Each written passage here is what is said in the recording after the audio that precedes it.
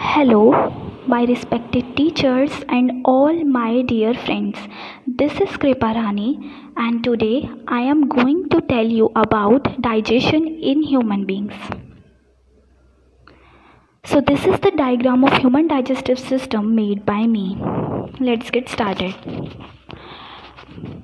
When you eat food, it first goes to the mouth, then goes to this food pipe, then goes to the stomach, then goes to small intestine, then to large intestine, then to goes out through anus through rectum.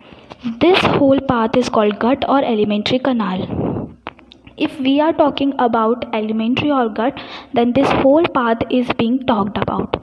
This is the food pipe which causes the food to go down, and there are another pipe called windpipe.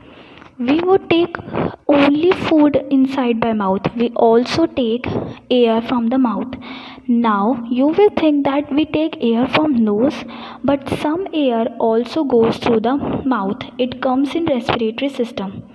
Food enters the esophagus or through food pipe, and the wind enters the windpipe. The windpipe is behind the food pipe. The food that is there should only go in the food pipe and no accidentally run into the windpipe. This is why it has a flap like structure. That is why it has a flap-like structure called epiglottis. This forces the food to go into the food pipe. It closes the windpipe at the time. Now we will talk about small intestine. You can see it is so congested. Why is it so congested? Because there is less space in our abdomen.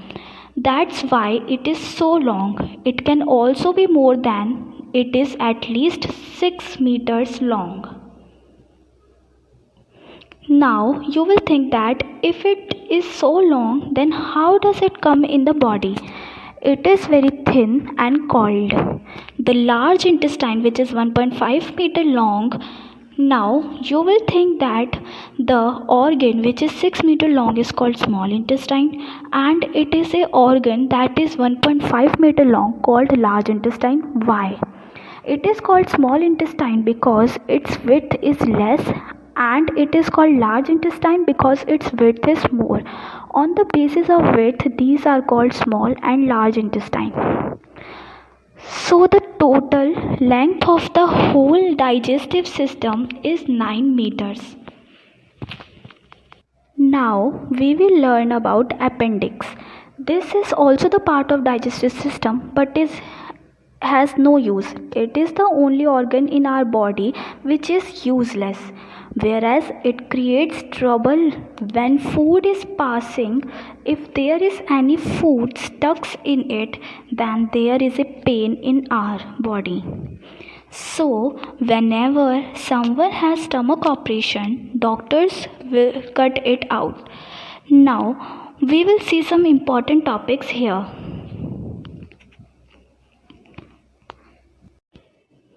Now we will learn about peristaltic movement. When we eat food, how does it go down? The esophagus is a very tight pipe. Food has to do some more efforts to go down. So this esophagus made up of muscle, this pipe pushes the food downwards due to contraction and expansion. As you can see, this is the contracted part and this is the expanded part. It's called peristaltic movement. Only the food pipe doesn't follow this movement. But when food is passed from any organ in this digestive system, it is played by all the organs. Even when food goes to the stomach sends food down by contraction and expansion, and the same happens in large and small intestine.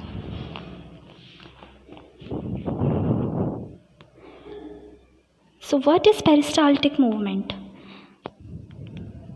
The contraction and expansion of walls of food pipe and other organs of digestive system to move the food along gut is called peristaltic movement. Now, you will wonder why God made it like this. Means that food will have to pass by moving the movement. If the simple God had put a pipe, the food would have gone down. Why didn't God do it? So see, if we eat food and lie down immediately, then food does not go down. There will no gravity. That is why food doesn't go down, it is stuck. So if there was a peristaltic movement, then the food from the food pipe would go down even when you will lying. It is not depend on gravity. Sphincters. As you can see here, the material is taken out of the anus from the anus, and when we know now we have to get out the material from the ourselves. Here is the important role of sphincter. This is a ring type structure of anus which closes the anus, and this opens when we getting out the material from our body.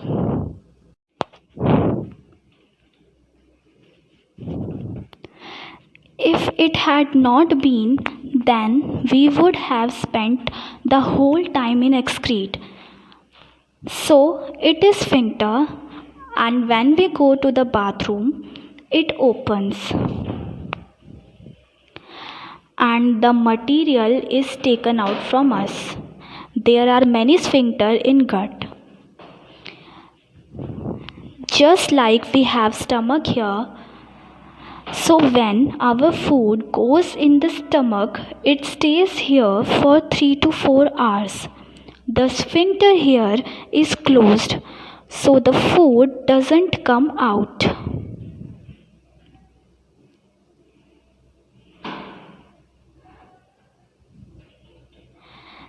Then when this food stopped for 3 to 4 hours, what was happened to it?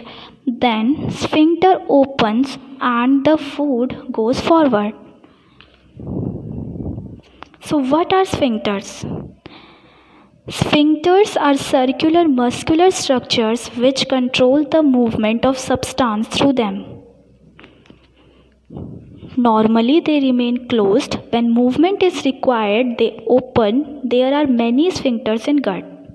Now we discuss about glands of digestive system.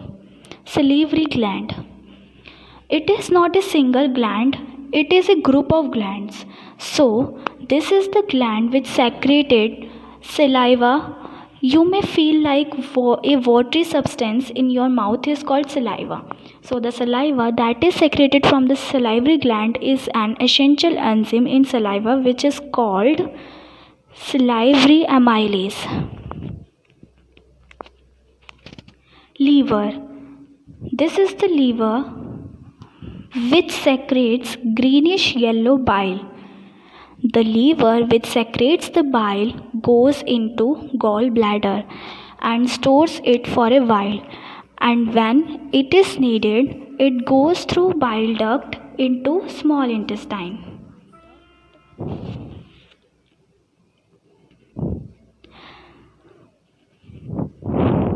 Bile.